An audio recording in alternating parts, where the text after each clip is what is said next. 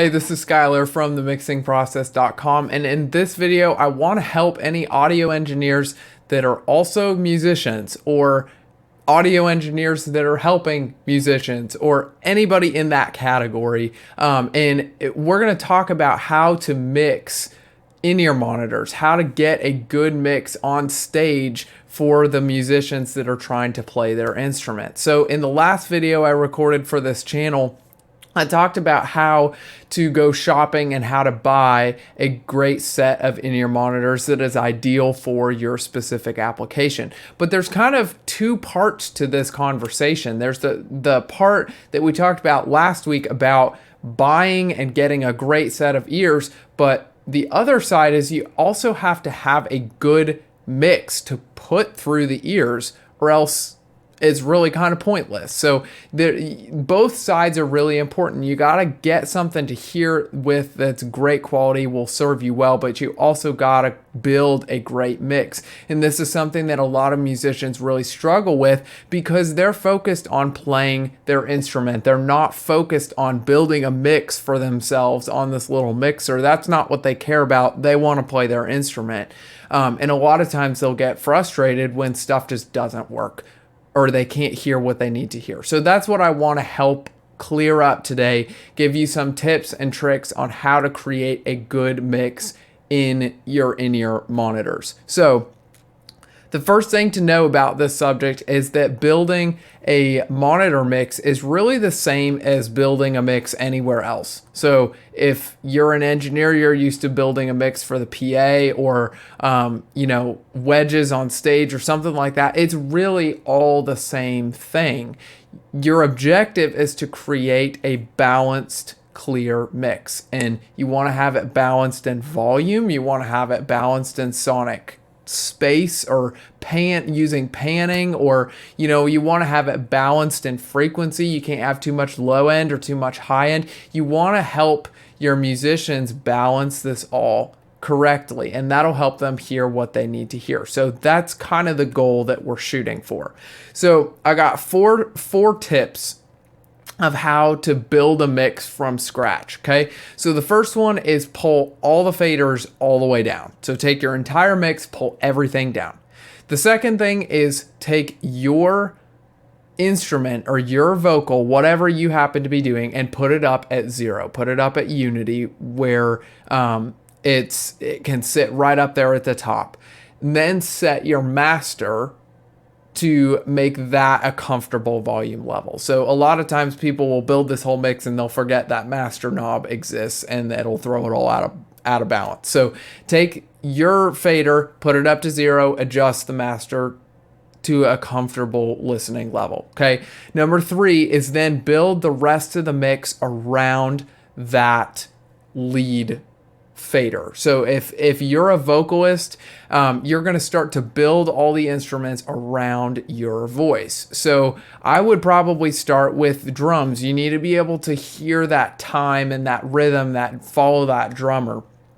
So I would maybe take the kick and snare, and that's really what drives the drum kit. So I'd take kick and snare and put it up, balance that with your fader.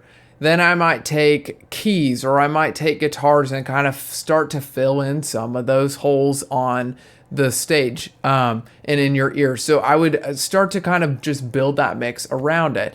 You don't need every single input in your mix. So you don't necessarily need maybe the cymbals, or if you're using tracks or something like that, you don't need all the signals at 100% all the time. You don't need that. You only need what you need in order to hear yourself and just get a picture of what's going on stage around you. So the other thing that I briefly mentioned was using panning. If you don't know what this is, it means that you can put a signal in your right ear or in your left ear, or anywhere in between. And this kind of creates some space and helps to spread the band out. Think about if you were looking at a stage and all the instrumentalists were piled on top of each other. That'd be really hard for your brain to distinguish what's going on in that situation. But if you start to spread everything out on stage, you're going to be able to kind of identify this person's over here, this person's over there, and just kind of separate the sounds and where they're all coming from. Creating that spatial separation will really help your brain kind of think the mix is a lot more clear. It'll just help it interpret that correctly. So those are the 4 steps I would take just to build that mix. Now, let's talk about some of the common issues that we'll have with it.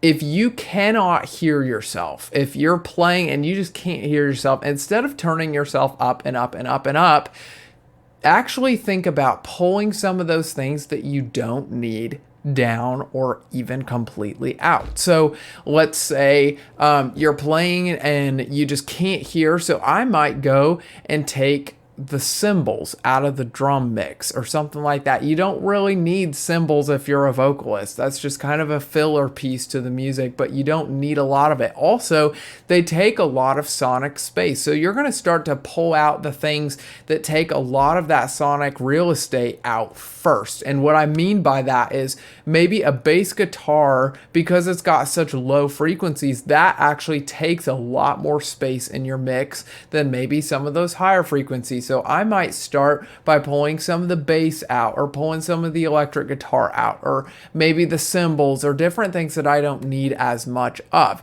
So I'm going to take those things out first. Now, if you can't hear yourself and you've got all of your faders maxed out, I can't tell you how many times I've had a musician come to me and say, I can't hear myself and all my faders are maxed out all the way. Well, that's a very clear sign that there is not much balance happening. They're just kind of pushing everything up as much as they can. So nothing should have to be maxed out in order for you to hear it. If something is maxed out, there's something wrong in your mix.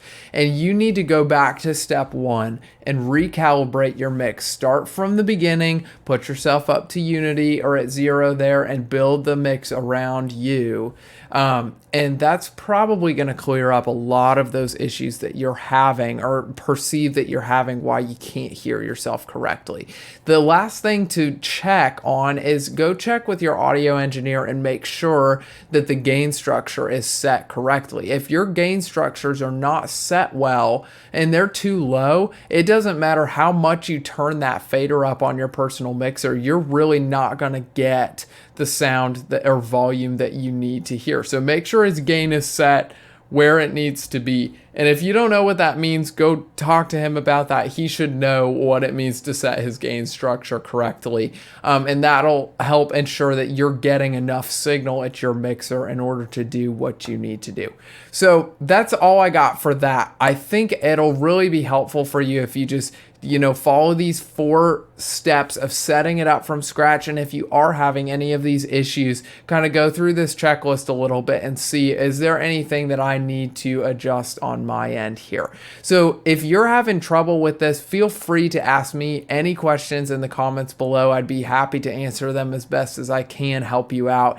If you are an audio engineer and you're really trying to figure out how to build these mixes, whether for an in-ear system or for your PA, or you're trying to help your instrumentalists or your musicians on stage, I've got a guide on my website, themixingprocess.com, that really helps you build a mix start to finish in 7 really simple, easy steps. It walks you through gain structure, through EQ, compression, effects, balancing volume with faders, all of those things. It'll walk you through it start to finish in a really systematic way so you don't miss any of those important steps. You can get it completely for free on my website, themixingprocess.com. I think it'll be really helpful for you as you serve your musicians or you try to figure this in-ear mix out on your own. I think it'll really help you solve some of these problems. So go check that out on my website, themixingprocess.com. Thanks for watching. I hope this was helpful for you. We'll see you next time.